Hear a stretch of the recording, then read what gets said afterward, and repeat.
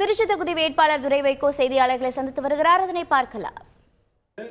பம்பரம் சின்னம் உங்களுக்கு ஒதுக்க முடியாதுன்னு தேர்தல் ஆணையம் எலெக்ஷன் கமிஷன் சொல்லியிருக்கிறாங்க. ஆனா இறுதி முடிவு நீதிமன்றம். இன்னைக்கு 2 மணிக்கு அவங்க நீதிமன்றத்தில் இந்த பதில் சொல்லும் பொழுது எங்களுடைய வழக்கறிஞர்கள் அதுக்குண்டான வாதத்தை வைக்க போறாங்க. ஏன்னா election symbols reservation and order அதில் ஒரு ப்ரொவிஷன் படி தான் நாங்கள் இந்த மாதிரி ஏற்கனவே நாங்கள் போட்டியிட்ட பம்பரம் சின்னம் திருச்சி நாடாளுமன்ற தொகுதியில் மதிமுக போட்டி போடுது. அப்போ அந்த சின்னத்தை பொறுத்த வரைக்கும் ஏற்கனவே எங்களோட சின்னனால அது என்ன பண்ணியிருக்காங்கன்னா ஜென்ரல் சிம்பிளில் கிடையாது. அது யாருமே அதை போட்டி போட முடியாது. அப்படியே அதை லாக் பண்ணி வச்சிருக்காங்க.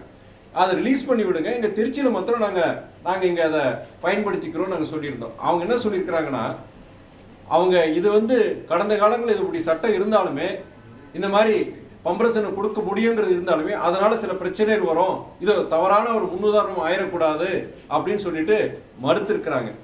நாங்கள் என்னன்னா அந்த சட்டத்தில் இடம் இருக்கு, இந்த மாதிரி பம்பரசனை எங்களுக்கு ஒதுக்க முடியும்னு பர்டிகுலர் ப்ரொவிஷன் சொல்லி தான் நாங்கள் அது கேட்டிருக்கிறோம். அது ஏன் அதை மறுக்கிறாங்கிற வாதத்தை இன்னைக்கு மத்தியானம் நீதிமன்றத்தில் நாங்கள் வைக்க போறோம். நாங்கள் நீதிமன்ற தீர்ப்பு தான் இறுதி தீர்ப்பு. அதே வேளையில் இன்னொன்று நான் சொல்றேன், நான் ஜனங்களை பொறுத்த வரைக்கும் இன்னைக்கு ஜனங்க ரொம்ப தெளிவா இருக்கிறாங்க. ஒரு வேட்பாளர், இந்த வேட்பாளர் நம்பிக்கைக்குரிய வேட்பாளர்னா அவருடைய சின்னம் எதுங்கிற தேடுற ஜனங்க தான் இன்னைக்கு இருக்கிறாங்க. கடந்த காலம் மாதிரி எல்லாம் கிடையாது. நீங்க சாதாரண நீங்க கிராமங்கள்ல உள்ளாட்சி தேர்தலில் பஞ்சாயத்து பிரசிடென்ட், கவுன்சிலரு, மற்ற பொறுப்புகள் பொறுத்த வரைக்கும் கிட்டத்தட்ட 3-4 இது பொறுத்த வரைக்கும் ஒவ்வொரு சின்னமா இருக்கும். அது இயக்கங்களுடைய அரசியல் இயக்கங்களுடைய சின்னம் அல்லாது அவங்க அங்க புது சின்னத்தை அவங்க தேர்ந்தெடுத்து போட்டி போடும்போது அந்த 3-4 சின்னங்கள் ஒவ்வொருத்தருடைய சின்னம் என்ன சின்னம் தெரிஞ்சுட்டு அந்த கிராமத்தில் இருக்கிற ஜனங்க, படிக்காத ஜனங்க அந்த சின்னத்துக்கு வாக்களிக்கும் பொழுது நம்ம இன்னைக்கு நம்ம சோசியல் மீடியா காலத்தில் இருக்கோம். இங்க திருச்சியில கிட்டத்தட்ட 16 லட்சம் வாக்காளர் இருக்கிறாங்க. 90 விழுக்காடு எல்லார்கிட்டையும் செல்போன் இருக்கு. இன்னாருடைய சின்னங்கிற கொண்டு போய் சேர்க்கறதுக்கு 24 மணி நேரம் கூட தேவைப்படாது. அதனால அதே வேளையில் எங்களுக்கு என்னன்னா இந்த நாடாளுமன்ற தேர்தலை பொறுத்த வரைக்கும் மதவாத பாஜகவை எதிர்க்கும் உண்மையான அணி என்னன்னு சொன்னீங்கன்னா அது திராவிட முன்னேற்ற கழகத்தின் தலைமையிலான அணிங்கிறது இன்னைக்கு தமிழ்நாட்டு மக்கள் தெளிவா இருக்கிறாங்க. அப்போ பாஜகவை எதிர்க்கிற இங்க இயக்கம் என்னன்னு பார்க்கும்போது திருச்சியை பொறுத்தவரை மதிமுக வேட்பாளரை பொறுத்தவரை அவருடைய போட்டியிடுற சின்னம் என்னன்னு சொல்லி தெரிஞ்சுக்கிட்டு வாக்களிக்க போறாங்க. அதனால எந்த பின்னடைவும் இருக்க போறதில்ல. நாங்க நம்பிக்கையோடு இருக்கோம். ஒருவேளை அவங்க நீதிமன்றம் இந்த லீகல் ப்ரொசீஜர் கொஞ்சம் டைம் ஆகுது, கொஞ்சம் இதாகுதுன்னா அப்போ நாங்க காலம் பரப்புரையில் இருக்கிறோம். நாங்க மேற்கொண்டு நாங்க சின்னத்தை சொல்லாம இருக்க முடியாது. அதனால பிளான் பி, பிளான் சி வேற சின்னங்கள் நாங்க ஜென்ரல் சிம்பிள்ஸ் இதெல்லாம் வச்சிருக்கோம். நாங்க அந்த சிம்பிள் ஏதாவது ஒன்று நாங்க போட்டி போட போறோம். இதனால எந்தவித ஒரு பின்னடைவோ எதுவும் வர்றதுக்கு வாய்ப்புகள் கிடையாது. கடந்த காலங்களில் உங்களுக்கே தெரியும், கடந்த காலங்களில் புதிய சின்னங்களை சில இயக்கங்களும் சரி, சில தலைவர்களும் சரி, சில எளிய மக்களும் அந்த புதிய சின்னங்கள்ல போட்டி ஜெயிச்சிருக்கிறாங்க. இது புதுசு கிடையாது. தமிழ்நாட்டை பொறுத்த வரைக்கும் மக்கள் விவரமானவர்கள். மதவாத பாஜக வந்துடக்கூடாதுங்கிறதுல ஒட்டுமொத்த தமிழகம் இருக்கும் பொழுது இந்த சின்னம் பொறுத்த வரைக்கும் ஒரு பின்னடைவை ஏற்படுத்தாது. தேர்தல் அரசியல் பல்வேறு நடவடிக்கை நினைக்கிறீங்களா, தேர்தலுடைய நடவடிக்கை? அதாவது இன்னைக்கு பாஜக அரசு ஒன்றிய அரசை சார்ந்த ஸ்தாபனங்கள், இன்கம் டாக்ஸ், இடி, சிபிஐ, இப்போ எலெக்ஷன் கமிஷன் அதில் கொஞ்சம் சேர்த்துக்கலாம் நீங்க.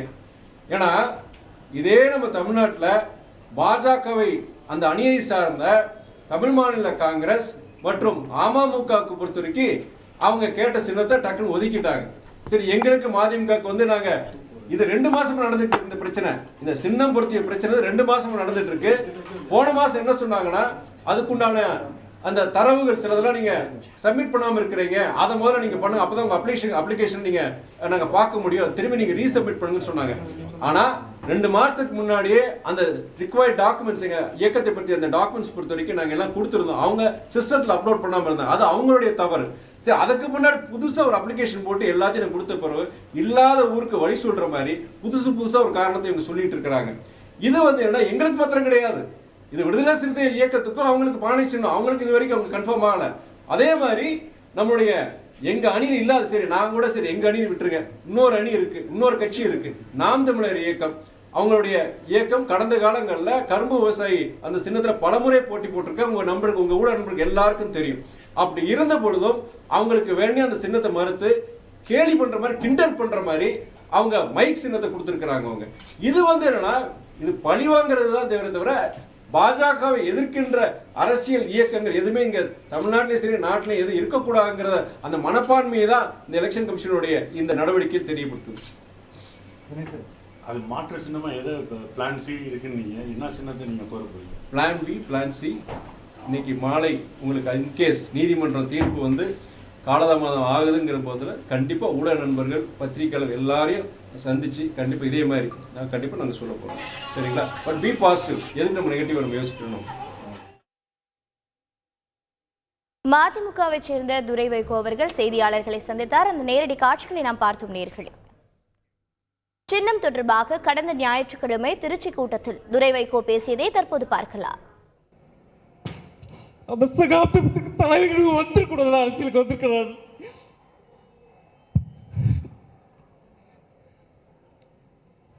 டென்ஷன் பண்றீங்கன்னு எனக்கு தலைகுடி அப்ப எங்க அப்பாவுக்கு தலைகுடி வந்துடக்கூடாதுன்னு அரசியலுக்கு வந்தேன். இந்த எம்பி சென்ற முறை சட்டமன்ற தேர்தலில் அப்போ சாத்தூர் தொகுதின்னு கேட்கும்போது நம்மளுடைய முதலமைச்சர் அண்ணன் தளபதி வைகோ மகன் கேட்கிறார், அவருக்காண்டி கேட்கிறாரு, உடனே இந்த தொகுதியை மாற்றி கொடுங்கன்னு சொல்லி கோல்பட்டியை சாத்தூர் கொடுத்தாங்க. அப்போ கூட நான் வாங்கிட்டு டாக்டர் ரகுராங்கிற சகோதரருக்கு கொடுத்தேன். நான் இப்போ கூட எங்களுடைய நிர்வாகக்குழு கூட்டத்தில் அண்ணன் பூமிநாதன் இருந்தார், பேசினார்.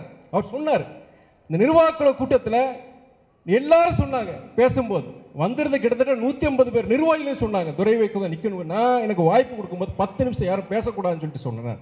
பட்டியலிட்டு சொன்னேன், 7-8 பேர் பட்டியல் போட்டு சொன்னேன். இவங்க யாராவது ஒருத்தரை நிற்க வைங்க, நான் வேலை பார்க்குறேன்னு சொன்னேன். நான் வேலை பார்க்குறவங்களுக்கான நான் சொன்னேன். எனக்கு விருப்பம் கிடையாதுன்னு சொன்னேன்.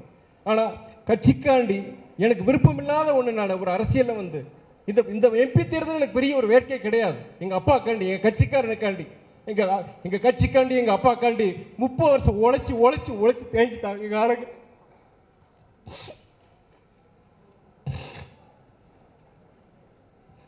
சின்னமா செத்தானா எங்க சின்னம் தான், செத்தானா சின்னம் தான், எங்க சின்னம் தான், செத்தானா எங்க சின்னம் தான். நான் சுயமரியாதைக்காரன். நான் அறிஞர் அண்ணாவோட கட்சி அறிஞர் அண்ணாவோட கட்சி திமுக, டாக்டர் கலைஞருடைய கட்சி திமுக, எங்க அப்பாவும் திமுக தான் இருந்தார். கலைஞர் ஐயா உயிரோட நேசிச்சாரு. இதே உதயசூரிய சின்னத்தில் எங்க ஐயாவும் போட்டி போட்டார். இதே நாங்கள் உயிரோட நேசிக்கிறோம், கலைஞர் ஐயா உயிரா நேசிக்கிறோம், திமுக உயிரா நேசிக்கிறோம், உதயசூரிய சின்னத்தை நாங்கள் மதிக்கிறோம். ஆனா எங்களுக்கு எங்களுடைய கட்சியிலிருந்து பொறுப்புனா ராஜினாமா பண்ணிட்டு, மதிமுக பொறுப்புலேருந்து ராஜினாமா பண்ணிட்டு இன்னொரு கட்சி நான் நிற்க முடியாது. இப்பயே சொல்றேன் நான், நீங்க இன்னொருத்தர் நிப்ப நாங்க நிக்கிறோம், மதிமுக கட்சி உங்களுக்கு உறுதியா நிக்கிறோம், உறுதுணையா நிக்கிறோம். நீங்க ஒரு வேட்பாளர் நிப்பாட்டுங்க, நாங்க நிக்கிறோம், உங்களுக்காண்டி வேலை செய்யறோம். நாங்க எங்களுக்கு வேண்டாம் திராவிட கழகம் மாதிரி நாங்க அரசியல் நடத்திட்டு போறோம். நாங்க செய்திகளை உடனுக்குடன் தெரிந்து கொள்ள உடனே சப்ஸ்கிரைப் பண்ணுங்க.